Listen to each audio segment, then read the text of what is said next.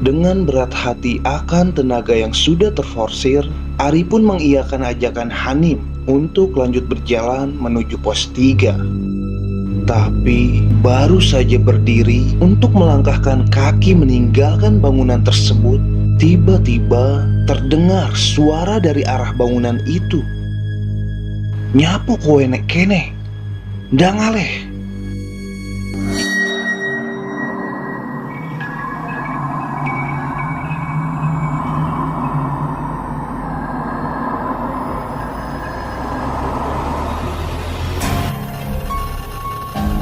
Assalamualaikum warahmatullahi wabarakatuh. Selamat datang kembali di Chemistry, cerita mistis para pendaki. Sebelumnya, terima kasih sudah klik video ini. Semoga hari-hari kalian menyenangkan. Di kesempatan kali ini, ada sebuah kisah mistis dari Hanim dan Ari. Hanim dan Ari melakukan pendakian ke Gunung Lawu bertepatan dengan masuknya bulan Suro. Seperti apa kisah Hanim dan Ari saat mendaki gunung yang terkenal akan sejuta misterinya? Sebelum masuk ke ceritanya, jangan lupa like video ini. Dan buat yang belum bergabung, kalian bisa tekan tombol subscribe. Nyalain juga lonceng notifikasinya, supaya kalian gak ketinggalan cerita-cerita terbaru dari channel ini. Berawal dari liburan semester 2019, Hanim bersama temannya yaitu Ari melalui obrolan santai di kantin kampus. Awalnya mereka sepakat melakukan pendakian ke Gunung Arjuno untuk melepas padatnya perkuliahan. Ya, memang mereka kuliah satu jurusan di salah satu kampus swasta di kota Kediri. Setelah sebelumnya mereka juga mendaki ke Gunung Wilis yang tak jauh dari kampusnya. Jadi bisa dibilang Ari adalah orang pertama yang mengajak Hanim mendaki dan sukses meracuninya untuk menyukai alam bebas, khususnya pendakian. Minggu siang, Hanim berkunjung ke kos Ari untuk menanyakan persiapan pendakian ke Gunung Arjuno sembari packing peralatan dan logistik. Sementara Ari masih bersantai sembari bermain ponselnya. Tapi dengan sedikit terkejut setelah melihat informasi di internet, Ari lantas memberitahu Hanim akan sesuatu. "Nim, coba sini deh lihat Instagram. Gunung Arjuno kebakaran, Nim." "Wah, terus gimana nih enaknya?" Saat itu, Hanim langsung mencoba cross-check di fanspage Facebook Gunung Arjuno sambil mengiyakan ucapan Ari. Dan ternyata betul. Tadi pagi Gunung Arjuno kebakaran hebat. Terdapat info juga Arjuno ditutup sementara tanpa batas waktu yang ditentukan. Padahal mereka sudah prepare mencari tahu info Gunung Arjuno, mulai dari jalur pendakian, pantangan, sampai akses menuju ke sana. Karena kepalang basah, mereka pun mencoba untuk mencari referensi gunung selain Arjuno. Dan karena mereka mempunyai misi atau tujuan mendaki sambil mempelajari situs-situs bersejarah, tercetuslah sebuah nama gunung yang di dalamnya juga mempunyai peninggalan bersejarah. Yaps, Gunung Lawu.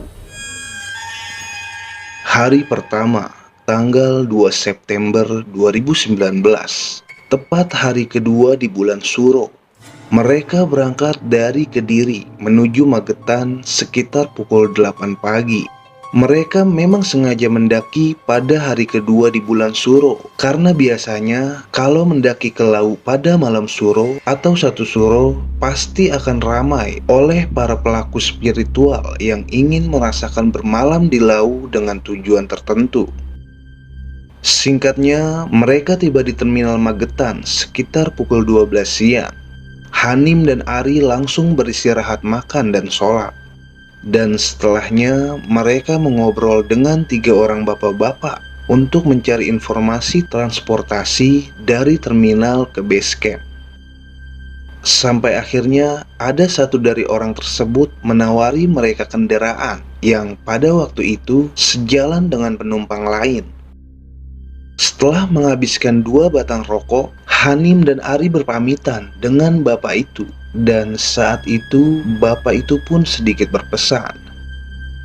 "Dek, nek arep yang lau, sing hati-hati dijogo tingkah lakune. Yang artinya kalau berada di lau, dijaga ucapan, perbuatan, dan berhati-hatilah.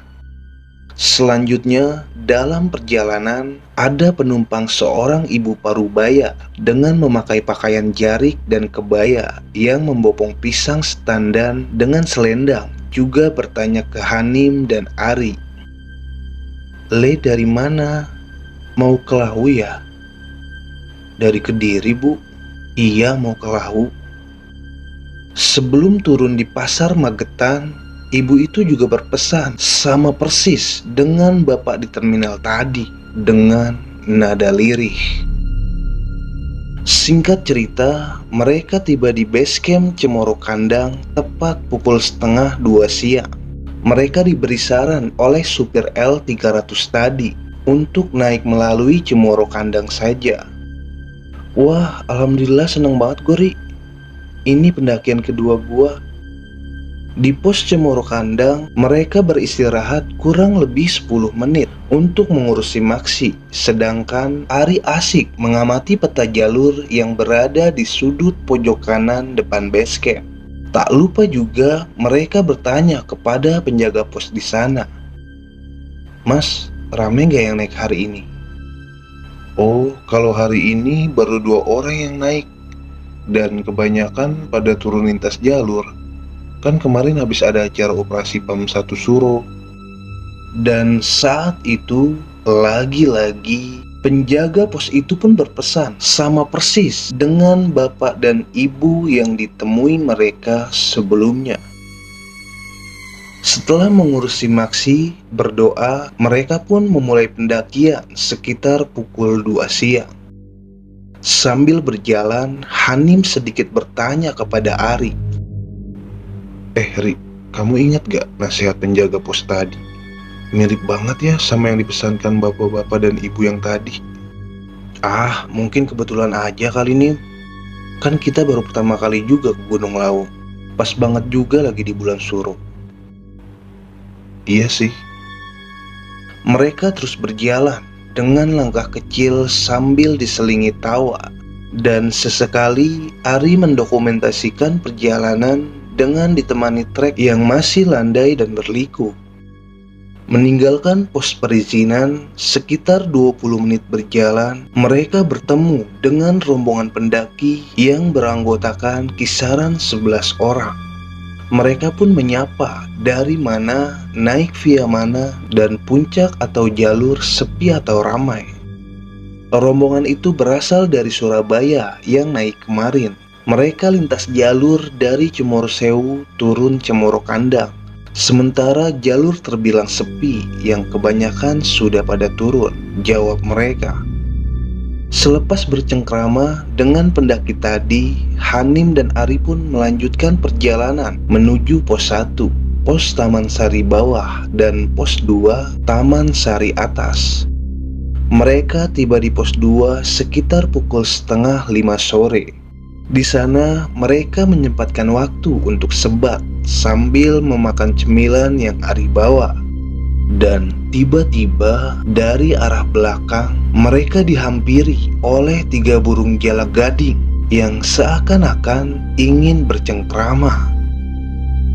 "Nim, ada jalak gading. Katanya kalau ada jalak gading itu tandanya kita diterima." Ari berkata kepada Hanim sambil memberi makan cemilan kepada 2 ekor burung yang turun dan mendekat. Tak mau kemalaman di jalur, mereka pun melanjutkan perjalanan dengan posisi Ari di depan dan Hanim yang mengikutinya dengan jarak 2 meter di belakang. Tapi burung jalak itu mengikuti mereka, seakan-akan menuntun Hanim dan Ari ke arah puncak. Sedikit informasi, pos 3 merupakan pos terpanjang dengan waktu tercepat adalah 2-2,5 jam dari pos 2 menurut Ari yang melihat peta di pos pendakian awal tadi. Saat perjalanan menuju ke pos 3, trek sedikit menanjak dan kejanggalan pun mulai terjadi. Saat itu tercium bau busuk dan dupa yang terkadang baunya hilang, kemudian muncul lagi, seperti berulang-ulang. Padahal trek di sebelah kanan itu tebing dan di sisi kirinya jurang. Sedikit terlintas di pikiran Hanim, masa sih ada bangkai atau orang betapa di sini? Namun sepertinya tak mungkin. Dan ternyata bukan Hanim saja yang menciumnya. Dengan terus terang, Ari mengatakan kalau ia mencium bau bunga kantil. Lantas Hanim pun mengiyakan perkataan Ari. Tapi kenapa berbeda dengan yang Hanim cium? Dalam hati kecilnya berkata. Karena lelah, mereka tak menghiraukan. Hanim dan Ari memutuskan untuk rehat sejenak sambil berfoto yang berlatar pemandangan lautan awan dengan langit jingga yang mulai meredup. Memang di jalur ini terkenal menjadi salah satu spot foto. Setelah asik berfoto ria, mereka kembali beristirahat, mengingat waktu yang sudah menunjukkan pukul 6 sore, dan itu tandanya sudah memasuki maghrib.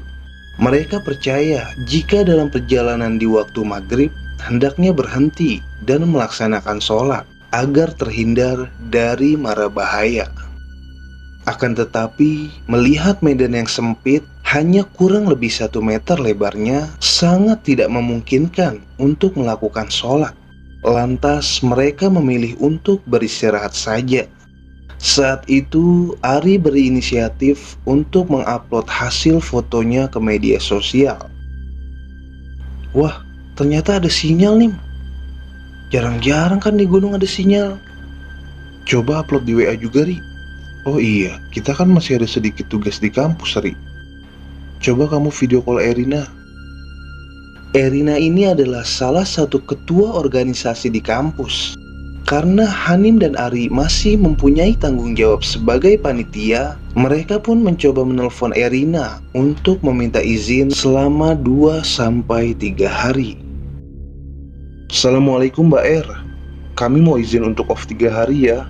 Soalnya lagi di pendakian Lau nih. Waalaikumsalam. Loh, kalian daki tuh? Lah, tanggung jawabmu sebagai panitia gimana? Iya Mbak, santai. Pokoknya kita izin ya. Walah, ya wes lah. Apa itu putih-putih terbang di belakangmu? Hush, jangan aneh-aneh Mbak ah. Ya udah Mbak, gitu aja ya. Assalamualaikum.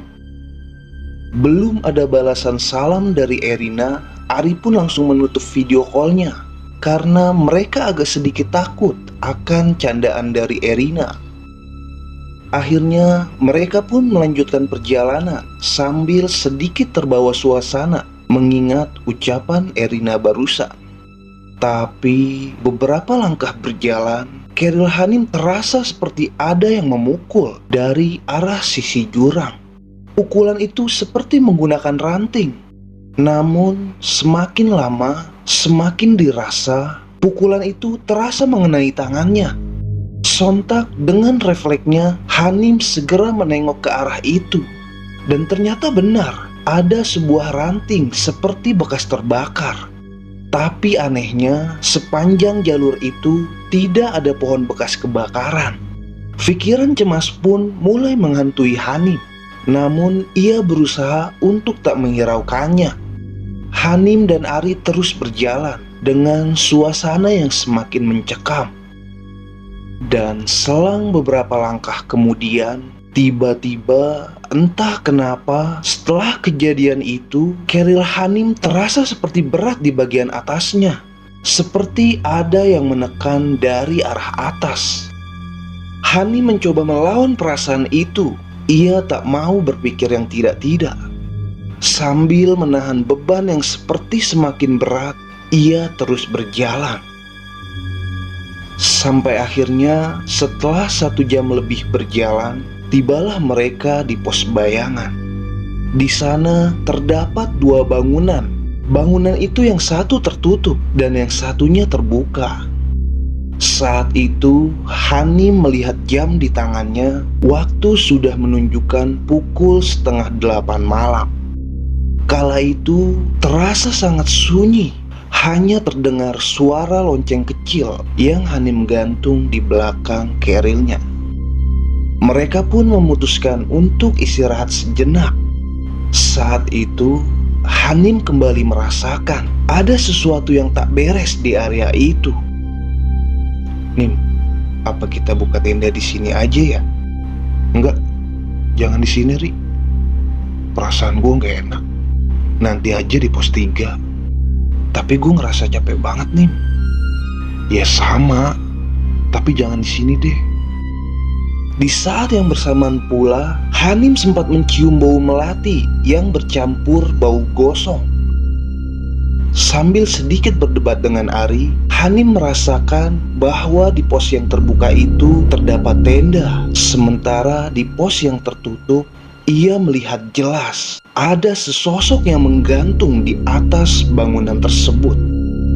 Sontak ia pun terdiam. Dan sejak itu pula, Hanim langsung mengajak Ari untuk melanjutkan perjalanan. Dengan berat hati akan tenaga yang sudah terforsir, Ari pun mengiyakan ajakan Hanim untuk lanjut berjalan menuju pos 3. Tapi baru saja berdiri untuk melangkahkan kaki meninggalkan bangunan tersebut, tiba-tiba terdengar suara dari arah bangunan itu. "Nyapu kowe nek kene, ndang aleh." Yang artinya, "Kenapa kamu di sini? Cepat pergi." Sontak dengan sigap mereka pun segera pergi meninggalkan area itu. Di perjalanan menuju pos 3, Hanim sempat tertinggal berjarak 5 meter dari Ari. Wajar, memang ini menjadi pendakian kedua Hanim, sedangkan Ari sudah lumayan sering mendaki gunung di Jawa Timur. Untuk beberapa kali, Hanim memberhentikan langkahnya di jalur, dikarenakan jalan yang mulai semakin menanjak dan fisik mental yang sudah down. Saat itu, entah kenapa, Hanim merasa setiap kali ia berjalan seperti ada yang mengikutinya. Seperti ada suara langkah kaki dan suara-suara orang yang mengobrol di belakangnya, layaknya seperti ada rombongan pendaki lain. Karena penasaran, Hanim dan Ari langsung merespon dengan senter serta ucapan, "Oi, apa ada orang?" Paling tidak, jika itu benar rombongan pendaki, mereka mempunyai teman jalan. Tapi tidak nampak apa-apa atau balasan yang merespon. "Nggak ada orang kayaknya, Nim." Iya, ya udahlah. Mungkin mereka nggak dengar suara kita, Ri. Dengan perlahan, mereka pun kembali berjalan. Tapi anehnya, suara kaki dan obrolan itu kembali muncul. Hanim dan Ari pun kembali meresponnya. Ia kembali berteriak ke arah bawah. Kejadian itu terus berulang-ulang sampai 4 kali. Namun tetap tidak ada jawaban. Hingga mereka tiba di pos 3. Di pos tersebut ada 2 pendaki yang membuat api unggun di bangunan shelter. Dan juga terlihat 1 tenda di bawah shelter. Seketika pikiran Hanim kembali tenang. Ia sangat bersyukur bisa bertemu dengan pendaki lain. Setelah sejenak mengatur nafas, mereka pun mendirikan tenda di pos tersebut. Sambil membangun tenda, Hanim dan Ari mencoba berkomunikasi dengan kedua pendaki itu. Paling tidak untuk mengusir rasa takutnya. Tapi tidak berlangsung lama, kedua pendaki itu pamit kepada Hanim dan Ari untuk melanjutkan pendakian. "Mas nggak mau ikut muncak bareng?" Duluan aja, Mas. Kami mau istirahat dulu. Lanjut muncak besok pagi aja lah. Kita juga udah capek banget nih. Bakalan sepi nih di pos 3, sahut Hanim sambil tersenyum. Tapi tak apalah, masih ada 1 tenda lagi. Paling tidak, mereka tak sendirian di pos tersebut. Setelah memasak dan perut sudah terisi, mereka pun memutuskan untuk segera tidur. Sementara malam yang semakin sunyi, mereka telah tertidur dengan lelapnya. Tapi saat itu, di dalam tidurnya, Hanim bermimpi. Di dalam mimpinya, Hanim kembali didatangi oleh seekor jalak gading. Dengan tiba-tiba, seekor jalak itu mendarat di hadapannya. Dengan pandangan yang amat serius, menatap ke arah Hanim. Kemudian setelah itu terpancar cahaya putih dari tubuh jalak tersebut. Yang lama-kelamaan cahaya itu meliputi semua tubuhnya. Hanim memandang dengan begitu silau. Karena tak kuat melihatnya, Hanim pun menutup kedua mata dengan tangannya. Dan tiba-tiba terdengar suara yang bersumber dari jalak tersebut. Bukalah matamu. Dengan perlahan, Hanim membuka kedua matanya. Dan saat itu, di hadapannya bukan lagi seekor burung jalak yang ia lihat, melainkan wujud seorang kakek tua dengan memakai pakaian serba putih, juga masih dengan cahaya yang bersinar di sekujur tubuhnya. Dengan begitu terpaku, Hanim nampak terkejut. Saya datang hanya untuk memberi pesan.